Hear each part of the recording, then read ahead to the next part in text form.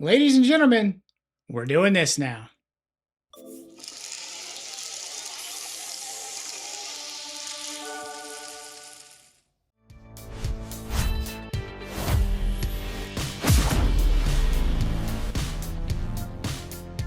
This is the Steamdeck OLED that I just bought 1 week ago. So I've had this thing for about a week now, and I'm going to share all my thoughts about it with you here in this video. All right, so the first thing I wanted to show you, in case you are thinking about picking one of these up, is the Steam OS interface, which I think it's really great, especially for we've got just so many console gamers jumping into PC handhelds for the first time, really thanks to the Xbox ROG Ally and Ally X. But I think as people start looking around, they might find their way to the Steam Deck. So I thought it'd be fun to kind of look at the interface in the kind of the main, really console-like experience. So this is kind of your main page here that you've got a few different tabs that you can kind of go through and kind of look at the different information and check out your games, your library, and stuff like that. So it's really kind of familiar, I think, to console gamers. It's something that they can quickly adapt to, as opposed to, say, trying to game just on straight up like regular Windows 11. But hey, if you are brand new, I think this is definitely something that is approachable. Here you've got your entire kind of like installed list, and at the end, you've got your full library, and you can look at like your total library, your installed, your games that are just good on deck, also like non-Steam games and things like that. So you really have full access to everything right there at the end of the kind of navigation bar here at the top, which has like all of your new games. One of the things I really liked is just how nice it is to pick up and play. It just feels really good in your hands. It's not too overweight. It's not like heavy to hold. It's nice. It's comfortable. I can reach the back buttons like perfectly. Triggers, bumpers. It just feels really well designed for people who are going to be gaming handheld for multiple hours at a time, like I typically do. Now, in terms of navigation, you have your Steam button here on the left, and it's kind of like your main menu where you can get like quick access to your library. You can get access to the Steam store, which you see here, which on the deck is actually pretty nice because right up front they've got kind of like the popular games that people are playing on deck. So you just got right up front like a nice little list of games that are going to run well. Vampire Survivors there, great game to play on deck, absolutely. So full access to the Steam store, of course. And then you've also got access to just a host of other like all kinds of different settings and things like that. So you can see here you've got access to all of your screenshots that you've taken while you're playing, which if you do the Steam button and the right bumper, that's how you take a screenshot in games, and it'll just kind of save them in here. Very console-like experience here on the Steam Deck for sure. So I really like it so far, especially for taking screenshots. It's very console-like for being a console gamer primarily for most of my gaming life. It's very familiar. It actually feels a little bit more familiar than Windows gaming. The ... button on the right side also gives you quick access to a lot of stuff like your notifications, your friends, things like your, sound, speakers, Bluetooth, all that kind of stuff. So you have quick access to all of that stuff, and it works while you're in game as well. So it is really nice. Of course, you can turn on your performance stats. I like just kind of having the FPS meter up at the top while I'm playing. It just kind of gives me a good gauge of, if I can tweak the settings a little bit better or not. So generally speaking, though, I do like to play with those all the way off, so I'm just kind of like not worrying about it. Obviously, it's really nice to play the most up-to-date AAA games, but I've also really had a ton of fun playing some older games. Like right now, I'm playing Red Dead Redemption Remastered, and it has been just a total blast. For me, this is one of those games that I missed when it came out, but when the sequel came out, Red Dead Redemption 2 in 2018, I did play that one right away, and I have just like the best memories playing that game. It was actually the first game I got to play on my, at the time, brand new 2018 Samsung 75-inch, like top of the line TV, and it was just like absolutely insane. It was like the first time I had like HDR available, and that game just like totally blew me away. Of course, I really loved like all the stories and the characters, and just the character-driven aspect of it was all really great. So going back to Red Dead Redemption 1 was always something that I wanted to do, especially after having finished Red Dead Redemption 2. And we're just looking at the settings here, just in case you wanted to see those. You can scrub back and forth if you need to see those. But basically, we're just kind of like running, anywhere between like 30 and 60 FPS. And actually, what I was doing there was changing it from the locked 30 to like basically an unlocked frame rate. And the reason why I had it locked to 30, just so you guys know if you're going to play it on deck, is if you have it set to 60 or 90 or whatever, for whatever reason, you will get a lot of like popping in the audio. And I was turning it back up to see if we could get some of that. And I think you did hear just a teeny bit of it here and there throughout the video. So you're probably not going to notice it. But it's something that just seems to like get worse and worse as you play. But I saw on Reddit that, if you put it to a locked 30, then you could, that it would just totally go away. And it does. So I went ahead and did that. And I was also kind of testing out using the Decky plugin for lossless scaling and just kind of doing the 2x back to 60. And I've only had just a little bit of time to test it, but it seemed like that was working pretty good. But anyway, on Red Dead Redemption 2, after I finished it, I mean, it was pretty clear that the sequel, well, I think I had heard going in, so that's why I didn't even really worry about playing this first one, that Red Dead Redemption 1 is actually the sequel to Red Dead Redemption 2. So it was kind of cool getting to play Red Dead Redemption 2 before I played this game, because you just get like a lot more kind of context for what's happening here with Mr. Marston. So really cool game, and I think this looks absolutely stunning on the deck. Like, I love playing these 360 era, PS3 era games on the Steam Deck or even on other PC handhelds, because they look so crisp and clean, and they run super good. I mean, and it's cool that some of these games, like this is remastered, so obviously it does look a little bit better than it did originally, but it has things like HDR support now, which, I mean, the games just look absolutely incredible. I mean, it's just kind of like a, different kind of art style now is kind of the way I feel about it. So great game, highly recommend. And some other things that the Steam Deck has going for it is just the pickup and playability. Like, I can literally pick it up from sleep, pop it on, and boom, I am gaming in like just seconds. Like the sleep mode on this is awesome. It's just like it is kind of like on PS5 or on Xbox Series X. You turn on your console, boom, you're in the game. Now on the Legion Go 2, because of the Windows jank and the terrible sleep mode, I end up just powering it off every time because sleep mode sucks. So I have to wait for Windows to boot up. I have to like log into it. I have to get, Legion Space has to boot, and then Windows Xbox Full Screen Experience has to boot. And then I get it, find the game, or if I want to play a Steam game, I've got to wait for Steam to boot. And then I get into the Steam game and launch it. And, 5 minutes later, then I'm playing my game, and, maybe my toddler's crawling up my arm by then, and I didn't get that 5-minute gaming session I was really looking for. And, if it's like Ball Pit or Hades, are probably more than 5 minutes anyway, but that's beside the point. Okay, next up, this one is Bioshock Remastered, and this is another, again, 360 era, PS3 era game that I just totally missed, and I am so stoked to, at some point, get a little bit of time to play through this series, because I've heard so many good things about it, and just the kind of the premise of it is super appealing to me. Man, these blacks on here look incredible with this OLED, that like logo and the water dripping off it.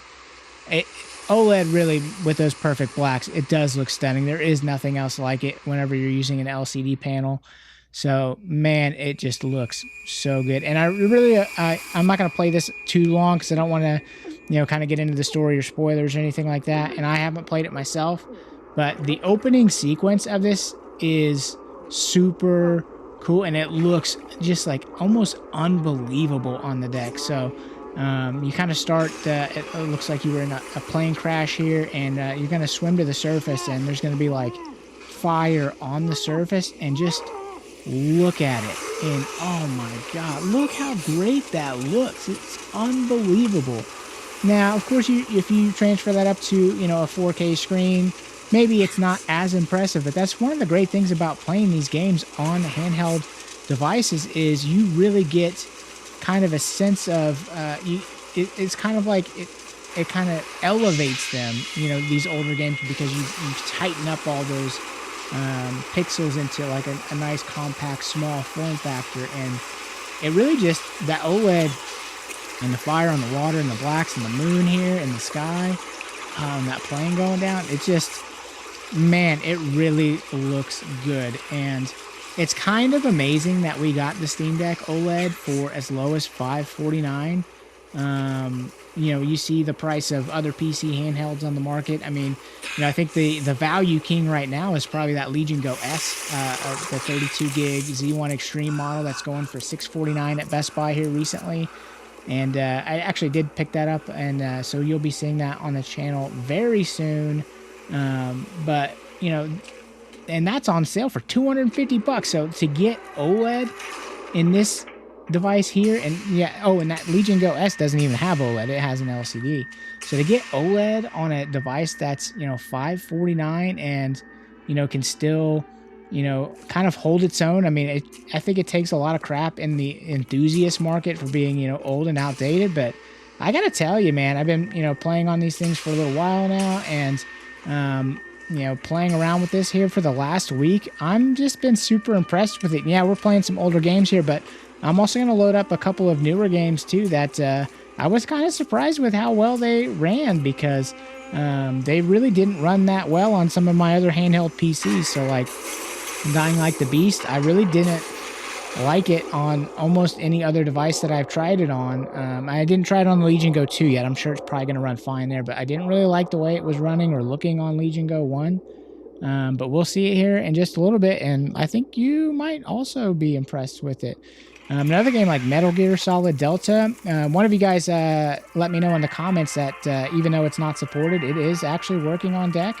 So we'll check that out here in just a minute as well. So it's been about a week now with the Steam Deck OLED. Is it living up to the hype? Am I chucking my Legion Go 2 out the window? Well, this is definitely a game I'd rather play on the Legion Go 2, and that is for sure. Hey everyone, Blame It On Ryan back again here real quick. If you haven't done it yet, if you would really just take a second, hit that subscribe button. If you like this kind of content, I would super appreciate it. Most of you guys that are watching the channel, like 98% of you, are not subscribed. So if you could just hit that subscribe button, that would help me out so much. We're really trying to get to 1,000 by the end of the year. So anything that you do, subscribe. If you share, comment, like, all that kind of stuff will really go a long way to helping out the channel. And so I can keep making these videos that you guys keep watching. You're watching them. I see you watching them. I see 20,000 views on a video. I see 14,000 views on a video. I see 4,000 views on a video. I don't know why I got so angry just then. Just hit the subscribe button and I won't be so mad. Okay, so this game, I actually have been trying to play it on the Legion Go 2. And I gotta be honest, man, I'm just not very happy with the way it looks or plays on the Legion Go 2. It struggles to stay, you know, above 30 FPS and have any kind of good image quality. And sure, on the deck, you know, you're going to have to probably drop all the settings to low. So I've got the settings up here so you can see what I did. Basically just dropped everything to the bottom to see if we can even get it playable, which one of you guys did let me know that it is. So it was kind of interesting to check out. Now, it's not going to be the prettiest thing in the world. I mean, you know, I guess you can play it like this if you want. I don't think that I would play this on the Steam Deck personally. I think it doesn't really look that good at all. You see, like in this one, there's just, now I don't know if it's coming through on camera or not. There's like tons of shimmering everywhere and sparkle and stuff like that. And to be honest, I started it on Legion Go 2, and I really didn't want to play it on that either. I think if I do play this, it's probably going to be on a big screen TV, like the 75-incher, play it on maybe PS5 Pro or something like that, because it's just not well optimized for handhelds. But, you know, if you really want to, this seems to be, at these low settings, it seems to be running and playing just fine. And I've really had a hard time getting into this game because I'm so impatient. Like, I'm not, boom, I just blew up there. That was awesome. And I'm just like not a very patient player. So like these stealth games, like this seems like a real stealth game. Like you have to kind of go slow. Look at me just like stepping on mines everywhere. Like that's one thing in this area. They're really hard to see on those things. But I like the goofiness of this, like when he hits the fence right there, it's like hilarious. So I'm like totally into this, but I'm just not, I don't know if I'm into the gameplay. I really probably need to sit it down in a lean back experience in a big screen TV to give it a go, because this one's just not doing it for me handheld. But hey, if you guys want to, if this is a game you want to play and you just want to know if it runs, it totally says 100% unsupported on Steam Deck, but it is absolutely working just fine. And I gotta say, one of my favorite things about this is the interface. Like, look at this interface. This is very console-like. I mean, I really like this quite a bit. You've got your kind of overlay buttons on both sides. It's just really nice. Everything is right there for you. So let's take another look at another AAA game. This is Dying Light: The Beast. This is another game that I have started, and I've played probably between 5 hours here, probably on Steam. I've probably played another 8 or 10 hours on PS5. So it's just a game I'm trying to find time to carve out to get back to it. I really kind of can't wait to do that. But here you see it running on Steam Deck, and I gotta be honest with you, like this is a game that just really hasn't looked that great on other PC handhelds that I've tried. Again, I didn't try it on the Legion Go 2 yet. I'm sure it probably does look great on the Legion Go 2. And if I'm like totally being a liar right there, and if I highlighted another video, I just don't remember. So if that was the case, then feel free to call me out in the comments below. I just don't remember doing that. But anyway, this looks, and maybe it's the HDR, but man, it looks really good. And I would totally play it like this. I've said before too, I think Dying Light is best played at 60 FPS just because of the first person parkour and the movement. And, I don't know how people are playing this game, but I really liked playing the first game. Very fast paced, like running rooftop to rooftop. This is a much different game. I know it's a direct sequel, but, it's kind of more, in an open, foresty area. So far I haven't loved the environment as much. I don't think it really had, at least for me, it hasn't captured the same kind of vibes that the original game had. And I guess they are going for something a little tonally different, like just a little more hardcore, a little more like revenge driven, and that's totally okay. And I think if I dedicate myself strictly to it, I can probably get into it and have a good time with it. Especially because I really like both Dying Light 1 and Dying Light 2. Both very different games. They almost probably shouldn't be labeled 1 and 2. They probably should have called Dying Light 2 something else, like Dying Light whatever, just like somewhere else in the universe. But so this is probably like really your true Dying Light 2, Dying Light sequel with Kyle Crane. But yeah, really fun game. I think it looks great on deck with the OLED screen and the HDR. It's running totally fine. It's totally playable. Even though it's not 60 FPS or whatever, that doesn't bother me. Like, it's still running nice and smooth, and the game looks beautiful. Like, I'm impressed with how well this runs on deck. I didn't expect this to run very well at all, just because I've had kind of a lot of issues trying to get it to run well on other PC handhelds, and I just haven't really been satisfied. That was one of the reasons why I kind of put it off and started playing other games, is I just wasn't really enjoying my experience with it. And eventually I even kind of jumped over to the PS5 version, and when I played handheld, I would kind of remote play it so I could still get that 60 FPS. But this looks, the image quality looks good to me. The frame pacing or whatever, it all looks great. So I think this is definitely a game that you can play on Steam Deck, and a game I've definitely been impressed by here so far.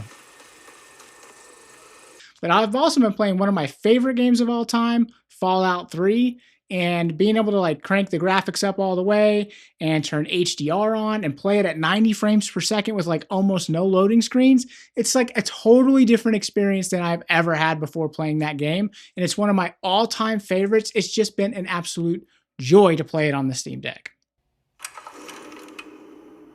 Man, just from the moment you hear that sound and the little like film clicking over, Fallout 3, dude, is so good. And man, I'm having just a really great time playing this on deck. 90 FPS, ultra settings, HDR, the whole shebang. And I think the stylized look of the world, I think it looks really great on Steam Deck, as you'll see here. Like, this is kind of later in the game. This is like at Rivet City, or, it's at least in the middle part of the game here. And so it's basically like a ship that we are inside of here. We're going to do just this. I don't know why I jumped into dialogue. I started playing the game. I was like, you'll see me here realize here in a minute or two that I'm like, oh, I'm recording footage. Like, maybe I should, hurry up and get through this dialogue tree here. But Fallout 3, of course, if you guys have only played Fallout 4, is a silent protagonist. So your character doesn't do any speaking, which really nets you like a lot more options in your dialogue. And I kind of like both ways. I don't mind the silent protagonist, and in Fallout 4, I didn't mind having the voice acted protagonist either. I thought it was kind of cool, actually. I think they're both really great games. Fallout 4, I think people kind of hated on it a little too much. I think it is a great game, well worth playing for sure. And, in these, 360 PS3 era games, the Fallout and Fallout New Vegas, people always give the flowers to New Vegas, but, and I like New Vegas just fine, but this is really the one here. So, and it was kind of interesting, playing through it again. It's been a long time since I've kind of messed with it. Like, look at this ship interior, dude. Look how good this looks on the deck, dude. This looks awesome.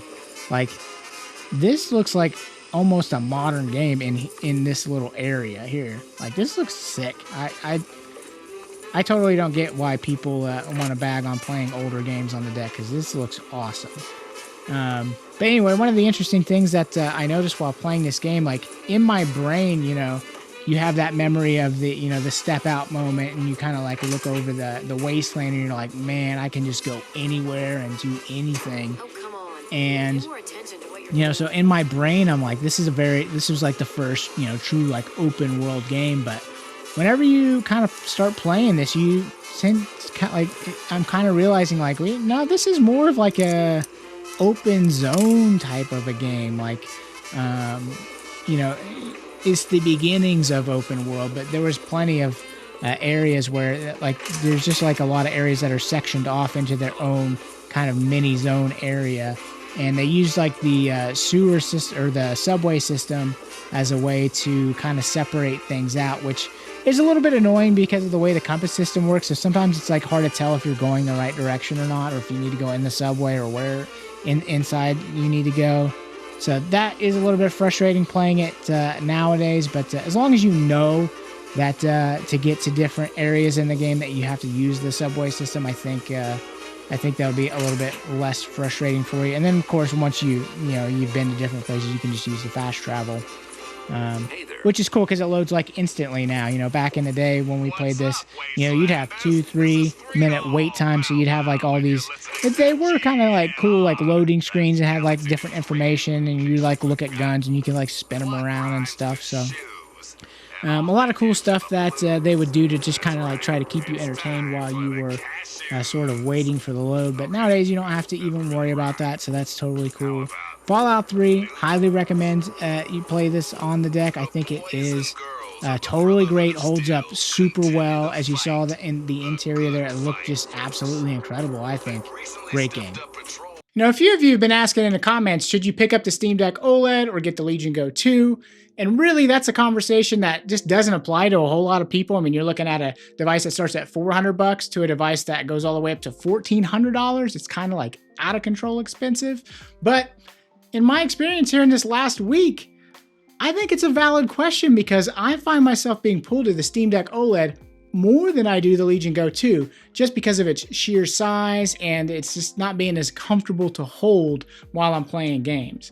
This is the Legion Go 2, and one of the biggest problems I've had with it is just how big and heavy this thing is.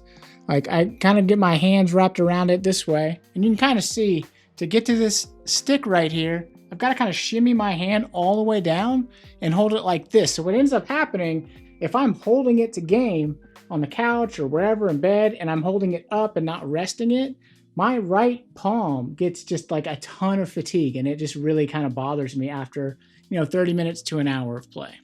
So when it comes to ergonomics, Legion Go 2, even though they worked really hard on it, I kind of like the Legion Go 1 better. All right. Another Death Stranding clip. I know.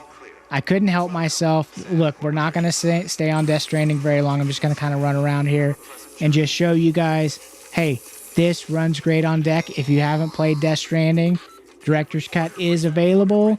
Definitely go play Death Stranding. It is a super weird game. It is super hard to get into. Even when I played it the first, second, third, fourth time, I did not get it and I fell off it. But I really forced myself early this year to play through it, and man, it just like totally captivated me, totally hooked me. Not only do I really love just kind of like the campy, zany, wild characters in the game, just the nutty story and world. It's just so different. And I mean, who would have ever thought that I would gush over a game where you're basically like a package delivery person on foot? But the gameplay loop itself is super rewarding. I love just like traversing the environment, finding ways to overcome obstacles. Maybe I didn't plan out a route properly and I forgot to bring a ladder or some extra equipment, and then somebody else in the world happened to leave the item I needed right when I needed it. And it's just a super cool experience that it's hard to explain to people. It's hard to like kind of sell people on it because it is so weird and it is so zany and out there. But if you give it a chance, give it a real chance, I think you will enjoy it. So that is Death Stranding. Works great on the deck. But Steam Deck's not without its issues. For instance, I got Space Marine 2 here recently, and I tried to load it up, and it just totally crashed on the main cinematic cutscene.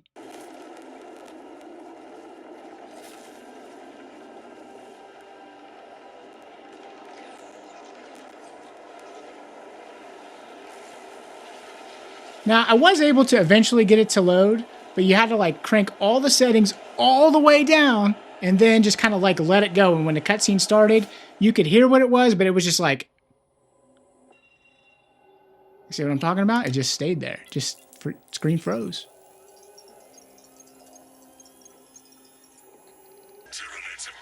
All right, so now that's out of the way, let's actually play some Space Marine 2. And we'll jump into the settings real quick so you can see what I ended up turning them back up to. And I was surprised because the way that the opening cutscene and all the problems I had even getting the game to run, I expected to have to run everything on low, and you don't. So here is the settings that I just kind of played with and got running here. And you can totally tweak it to your liking. The frame rate does sort of bounce around all over the place. So you do have some room to tweak it if you would like to. But these are the settings that I was running here. And man, this game is like super fun. This is very, whenever I first saw the trailer for it, to me this is very Gears of War coded. Now I don't have any history with Warhammer or Space Marine 1. I know absolutely nothing about it. So I can't even tell you, like, I don't even know when Space Marine 1 came out. Did it come out before Gears of War? I have no idea. I doubt it, but I have no idea. So anyway, this just kind of seems very Gears of War coded to me, just with the kind of, the third-person perspective and the kind of like over-the-shoulder, gunplay, and then the chainsaw. But this is super fun so far. I really haven't, like, this is actually, this part of the video here that is kind of probably the most I've actually gotten a chance to play it, because I spent so much time just trying to get it into the game.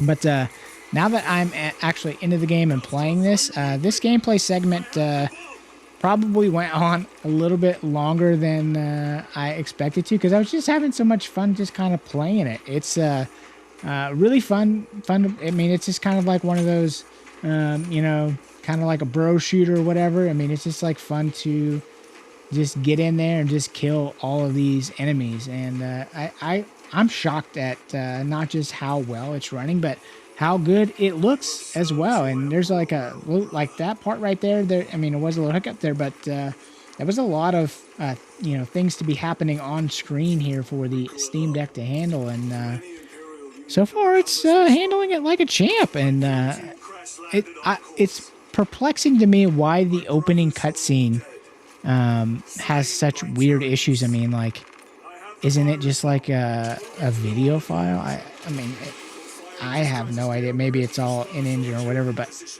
maybe settings don't apply to it or something like that. I have no idea. If you guys know, drop a comment down below, and let me know if you know what caused that to happen.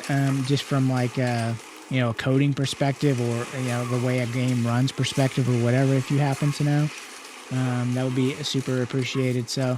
Yeah, I guess if you encounter a game on Steam Deck that you have weird issues in the opening, like cinematics or whatever, if you can get through it, maybe sometimes you'll still be able to play the game. And as you see here, you can play the game quite well. And this is probably going to be the last part of the video. So I just want to say thank you guys so much for watching, and let me know in the comments down below if you like this newer style of video that I'm doing for the first time here today. Yeah, just drop me a comment down below. If you're not subscribed to the channel and you like content like this, if you're interested in PC handhelds, handheld gaming, stuff like that, please subscribe to the channel. We're trying to get to 1,000 by the end of the year, so if you would subscribe, that would be wonderful. We do have channel memberships available if you just want to help out and support. These things are stupid expensive, so we are not at the $1,000 ad monetization yet, so I'm basically just losing money on this channel. So not to beg for your support or anything like that. It's totally optional. If you don't want to do it, no big deal. If you would like to, those are available, and you do get some perks like early access to videos. You get access to the private Discord, which I'm just hanging out all by my lonesome in so far. So yeah, if you would like to do that, totally available. You get priority commenting, replies, stuff like that. But yeah, so I appreciate all the support. If you're watching this video and you've seen some of my other videos and you're not subscribed yet, please hit that subscribe button. It will really help me out, and I would super appreciate it. So with that being said, we'll kind of just get back into the rest of this, Space Marine 2 sequence here. And man, we're just getting like tons of enemies on screen. I'm shocked. Look how good it's running. It's running like really, really good.